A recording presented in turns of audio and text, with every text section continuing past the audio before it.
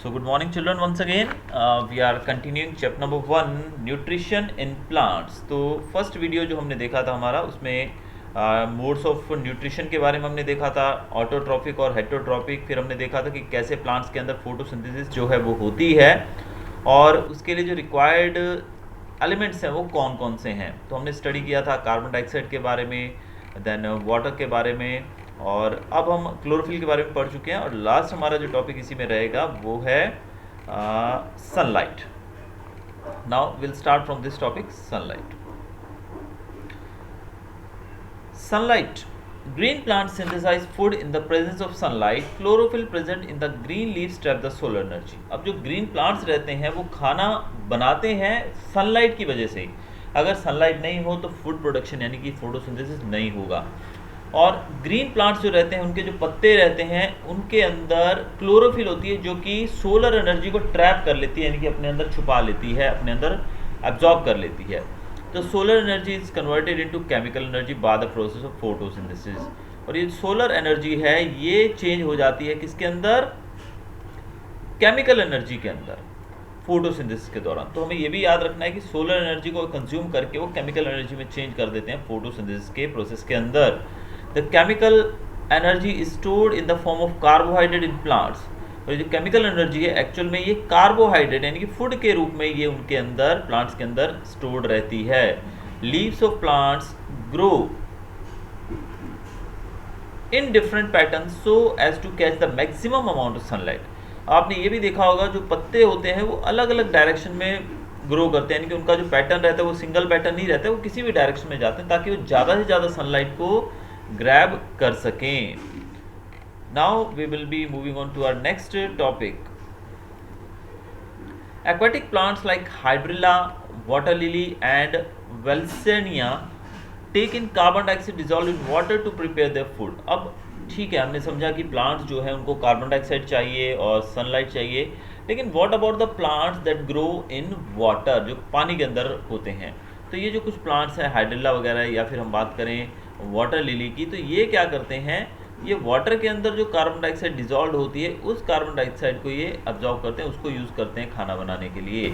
They give out oxygen during this process, और इसी process के दौरान वो लोग ऑक्सीजन देते हैं। Importance of photosynthesis, can you imagine the earth in the absence of photosynthesis? No, why? अब फोटोसिंथेसिस के एब्सेंस में अर्थ कैसी होगी, यानी कि अगर अर्थ के ऊपर हम बात करें फोटोसिंथेसिस ना हो तो क्या होगा?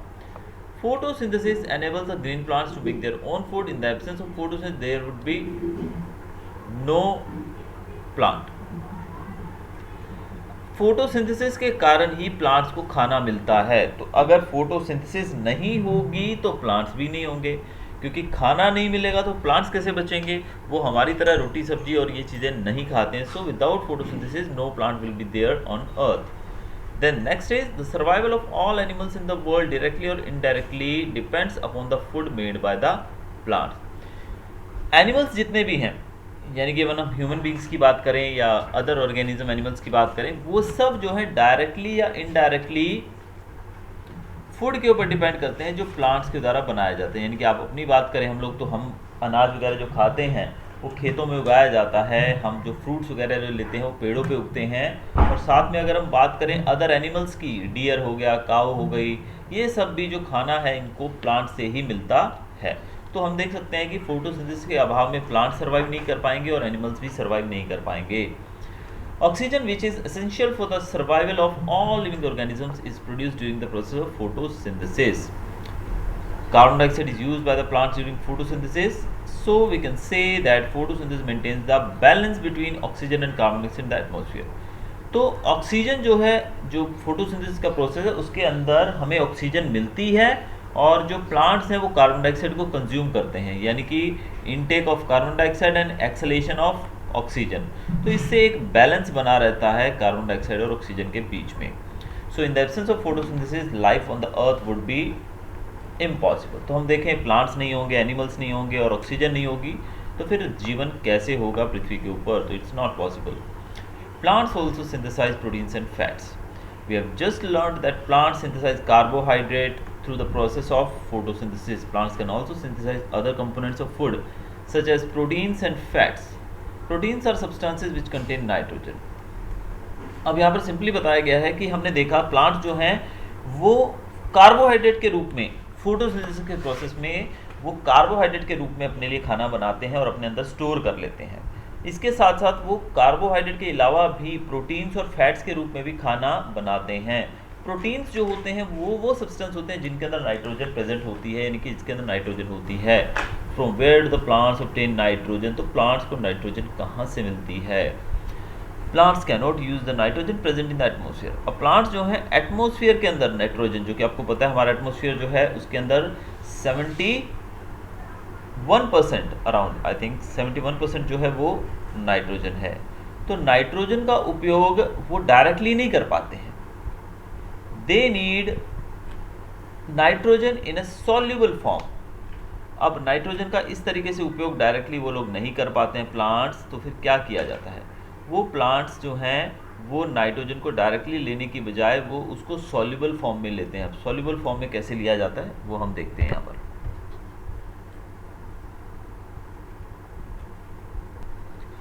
तो जो 78% नाइट्रोजन है एटमॉस्फेयर के अंदर वो डायरेक्टली वो यूज़ नहीं कर पाते हैं। तो 78% नाइट्रोजन को वो यूज़ किस फॉर्म में करते हैं? वो सॉल्युबल फॉर्म में करते हैं। सॉल्युबल फॉर्म में कैसे इनको मिलती है वो देखते हैं। सॉइल के अंदर कुछ बैक्टीरियाज होते हैं जैसे कि राइजोबियम बैक्टीरिया है, which can take atmospheric nitrogen and convert it into water soluble nitrogen components like nitrates. अब जो एटमॉस्फेयर की 78% जो नाइट्रोजन है उस नाइट्रोजन को वो लेकर राइजोबियम बैक्टीरिया जो है वो उसको वाटर सॉल्युबल नाइट्रोजन के तौर पे बदल देते हैं, जिसको हम नाइट्रेट्स कह सकते हैं, and release it into the soil, और उसको वो सॉइल में छोड़ देते हैं। यानी कि प्लांट्स जो हैं वो नाइट्रोजन कहाँ से लेंगे?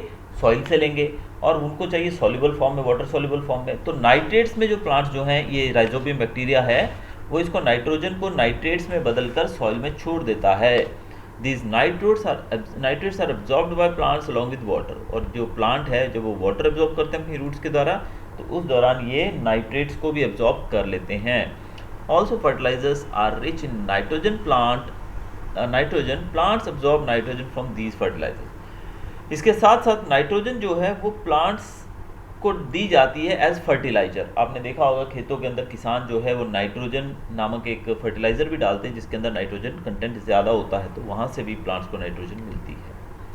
Certain plants like sunflower and mustard convert simple carbohydrate glucose into oils and store them in their seeds. अब सनफ्लावर और मस्टर्ड जैसे जो प्लांट्स हैं ये क्या करते हैं? ये कार्बोहाइड्रेट को ग्लूकोज में बदल देते हैं, और अपने अंदर ये जो प्लांट्स को कार्बोहाइड्रेट और ग्लूकोज जो इनके अंदर होता है ऑलरेडी, जो कि हमने देखा था फोटोसिंथेसिस के प्रोसेस में कार्बोहाइड्रेट और ग्लूकोज जो बनता है उसको ये ऑयल और फैट के रूप में अपने अंदर स्टोर कर लेते हैं सीड्स के अंदर। तो आपने देखा होगा हम सनफ्लावर ऑयल खाते हैं, मस्टर्ड सीड्स जो होते हैं उसमें से भी तेल निकलता है, सरसों का तेल जो है, तो वो सब सीड्स से निकलता है। सीड्स के अंदर ऑयल के फॉर्म में वो स्टोर्ड रहता है। Plants also synthesise vitamins are found in vegetables, fruits and cereals. Plants के अंदर विटामिन्स भी होते हैं जो कि हमें उनकी सब्जियों से, सीरियल्स और फ्रूट से मिलते हैं। तो इस प्रकार हमने देखा कि प्लांट्स के अंदर किस प्रकार से प्रोटीन्स और फैट्स जो हैं वो पाए जाते हैं। Now our next topic is heterotrophic mode of nutrition. तो हमने ऑटोट्रॉपिक के बारे में पढ़ लिया है, अब हम जानेंगे हेटेरोट्रॉपिक मोड के बारे में। ये क्या है? There are some plants which do not have chlorophyll. They cannot synthesize their food like humans and animals. Such non-green plants depend on the food produced by other green plants. This is called heterotrophic mode of nutrition. तो हमने देखा था starting में भी, कल जो पिछला video था उसमें, कि ऑटोट्रोपिक न्यूट्रिशन का मतलब होता है वो प्लांट जो अपना खाना खुद बना लेते हैं, those are green in colour, जिनका कलर ग्रीन होता है because of green pigment chlorophyll. लेकिन उन प्लांट्स का क्या जिनके अंदर क्लोरोफिल नहीं होती है?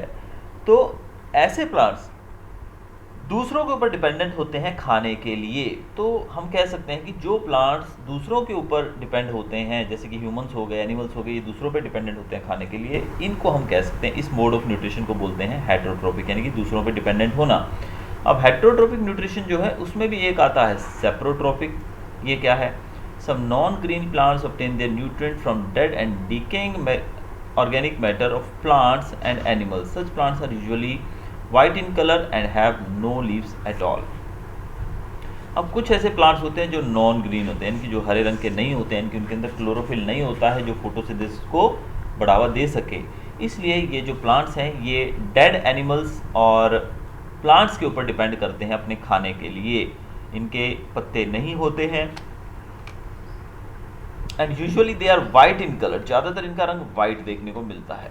The mode of nutrition in which the non green plants obtain their nutrient from dead and decaying organic matter of plants and animals is called saprotrophy।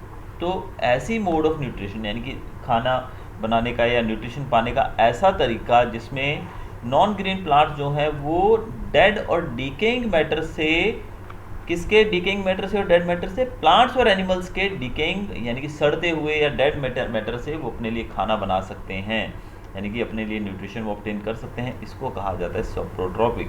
तो सेप्रोट्रॉपिक मतलब ऐसे प्लांट्स जो डेड एनिमल्स और plant की body से खाना लेते हैं। Plants which use saprotrophic mode of nutrition are called saprophytes. तो ऐसे प्लांट्स जो इस न्यूट्रिशन को फॉलो करते हैं उसको सेप्रोफाइट्स भी कहा जाता है। एग्जाम्पल के तौर पे Indian pipe and coral root, ये दोनों जो हैं they are non green plants. जहाँ पिक्चर भी आप देख रहे हैं, this is Indian pipe, this is coral root. तो ये दोनों ही हैं जो ये नॉन ग्रीन प्लांट्स हैं। The roots of saprophytes contain organisms called fungi. और इसमें जानने वाली बात ये भी है कि सेप्रोफाइट्स जो होते हैं, इनके ऐसे प्लांट्स जो होते हैं, इनकी रूट्स के अंदर फंगाई होती है। The fungi secrete digestive juices on the dead and decaying matter and convert it into a liquid that is used as a nutrient by the non-green plants।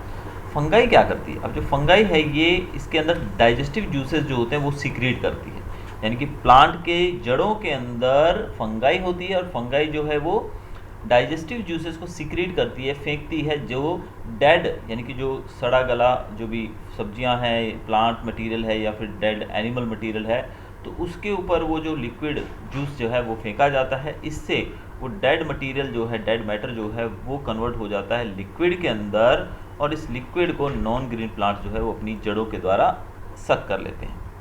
Fungi and bacteria are known as saprotrophs. तो इसी कारण से fungi और bacteria की बात की जाए, इनको हम सेप्रोट्रॉप्स कहते हैं।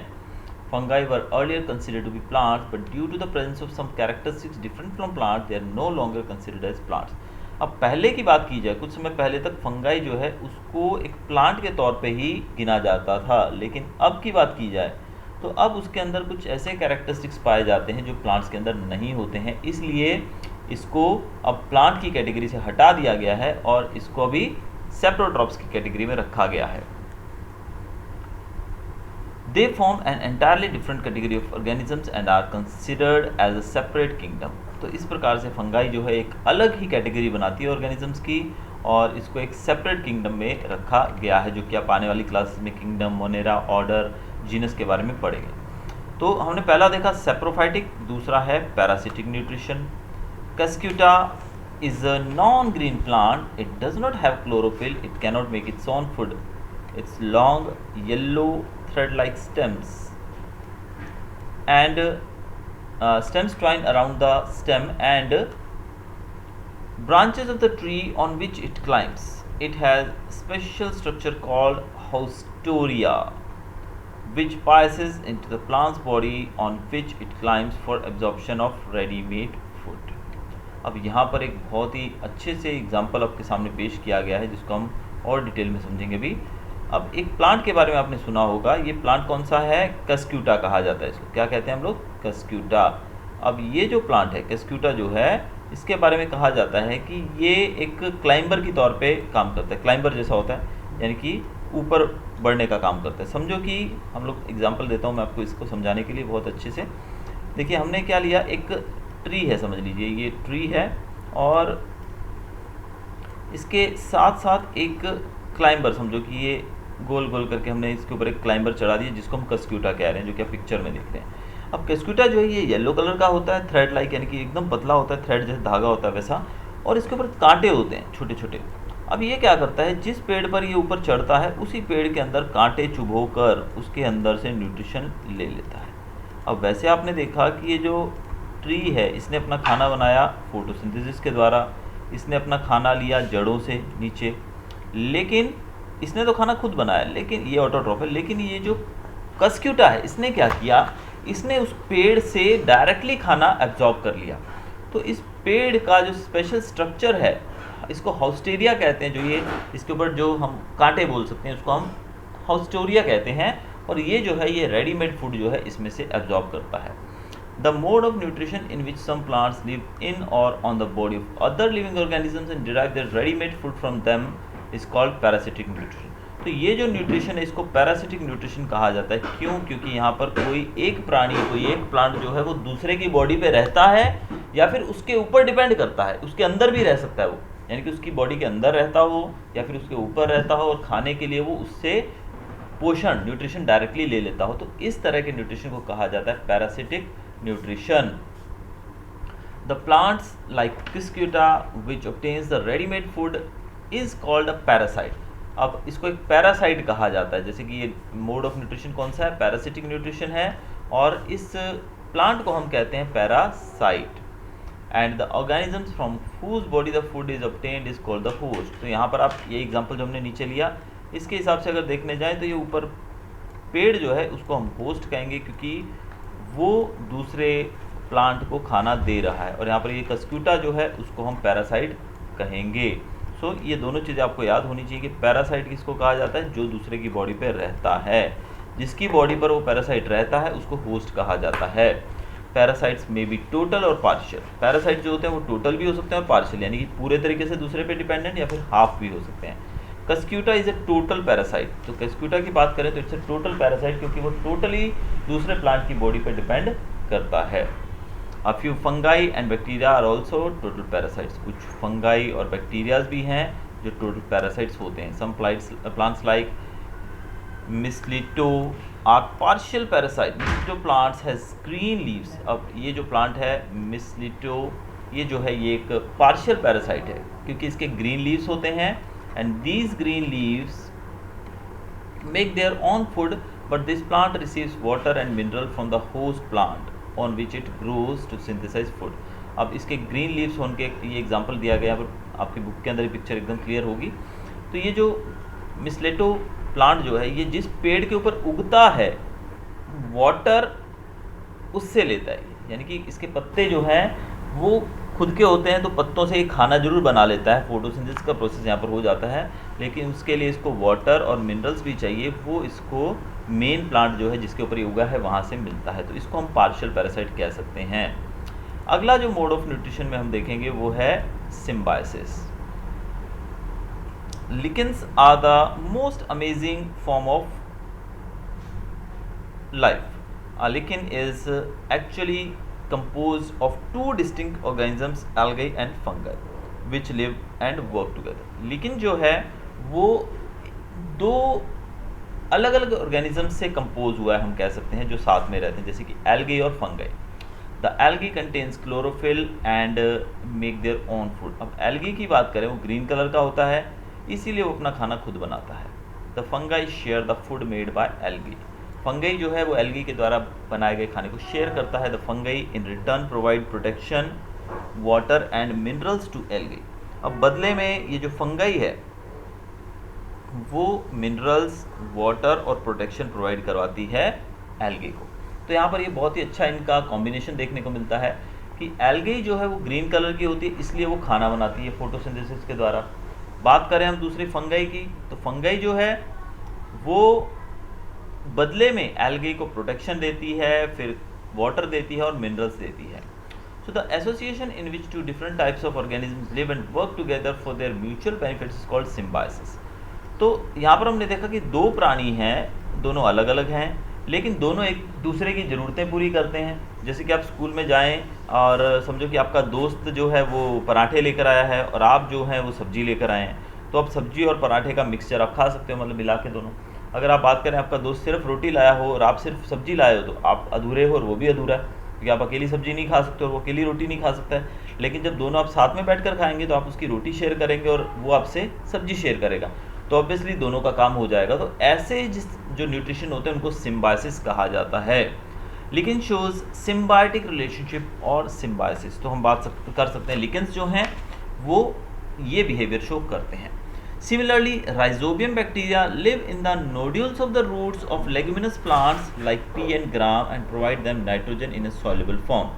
In return, the plants provide food and shelter to rhizobium bacteria, so both organisms and benefit each other. अब यहाँ पर एल्गे और हमने फंगाई का एग्जाम्पल देख लिया, लेकिन दूसरा एग्जाम्पल इसमें है राइजोबियम बैक्टीरिया का और प्लांट का। तो राइजोबियम बैक्टीरिया जो है आपको पता है नाइट्रोजन को फिक्स करता है और उसको सॉल्युबल फॉर्म में चेंज करता है। तो राइजोबियम बैक्टीरिया प्लांट को हेल्प करता है नाइट्रोजन कंज्यूम करने में, यानी कि वो उसको नाइट्रोजन देता है, ठीक है। और बदले में प्लांट जो है वो राइजोबियम को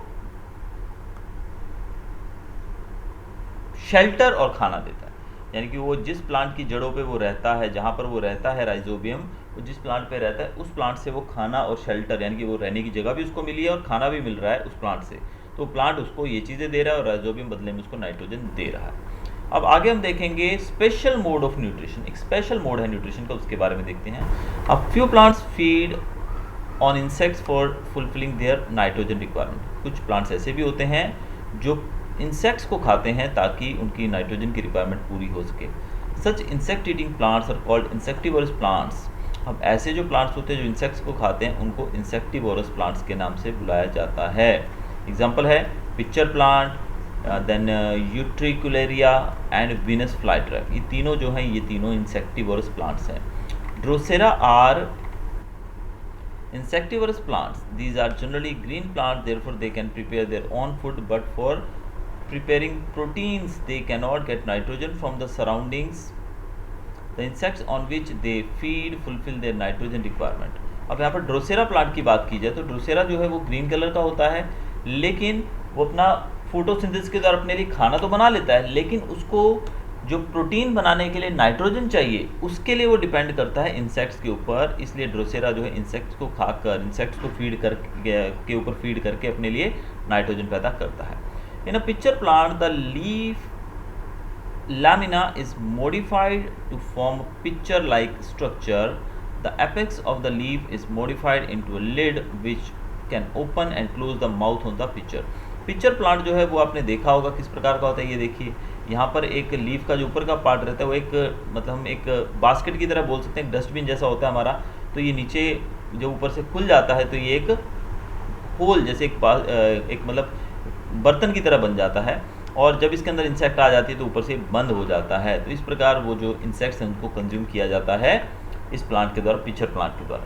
inside the pitcher there are hair which are directed downward. इसके अंदर हेयर होते हैं जो नीचे की तरफ मुंह होता है जिनका। When an insect lands on the pitcher the lid closes and the trapped insect gets entangled in the hair and insect is digested by the digestive juices secreted in the pitcher. अब यहाँ पर जब अंदर कोई insect जाता है तो ऊपर से ढक्कन इसका बंद हो जाता है और अंदर जो है बहुत सारे हेयर लाइक स्ट्रक्चर्स होते हैं जिस कारण से वो फंस कर उसके अंदर डाइजेस्ट हो जाता है पिक्चर प्लांट के द्वारा। Next is replenishment of nutrients in the soil. Plants absorb the minerals, nutrients especially nitrogen from the soil. Therefore there is a depletion of nitrogen in the soil over a period of time. Manure and fertilizer are used to replenish the nutrients in the soil. These manure and fertilizers contain nutrients such as nitrogen, potassium and phosphorus needed by plant for their healthy growth. These nutrients need to be added from time to time to enrich the soil. अब हम जानते हैं कि plants जो है वो soil में से बहुत सारे न्यूट्रिएंट्स को लेती है, यानी कि उसको नाइट्रोजन भी चाहिए, फॉस्फोरस चाहिए, पोटेशियम चाहिए, जिनको हम अलग अलग बहुत सारे न्यूट्रिएंट्स हैं जिनको माइक्रो न्यूट्रिएंट्स और मैक्रो न्यूट्रिएंट्स कहा जाता है, जो कि आप हायर क्लासेस में पढ़ने वाले हैं। तो इन सब की जब कमी हो जाती है तो इनकी कमी को पूरा करने के लिए उसके अंदर यही चीज़ें ऐड की जाती हैं मैनुअली मतलब फर्टिलाइज़र के रूप में, खाद के रूप में डाली जाती हैं। Rhizome bacteria living in the nodules of the roots of leguminous plants enrich the soil with nitrogen. This is a natural way of replenishing the soil with nitrogen. Rhizome bacteria जो है वो नेचुरली ऊपर जो atmosphere की nitrogen है उसको fix करके soil में मिला देता है। तो we can say that rhizobium bacteria is a natural, we can say कि वो नेचुरल एक तरह से नाइट्रोजन फिक्सिंग बैक्टीरिया है जो कि नेचुरली नाइट्रोजन को फिक्स कर देता है। Now our last page is this. Now concept map for revision. यहाँ पर एक मैप ही दिया गया रिवीजन के लिए, so there is nothing to explain here about this thing. ये आप पीछे जो आप समझ चुके हैं उसी चीज़ को यहाँ पर इन्होंने एक टेबल फॉर्म में दिया है। अगर आप इसको भी थोड़ा देख लेंगे तो that will be quite helpful for you. So that's all for the chapter. Thanks for watching.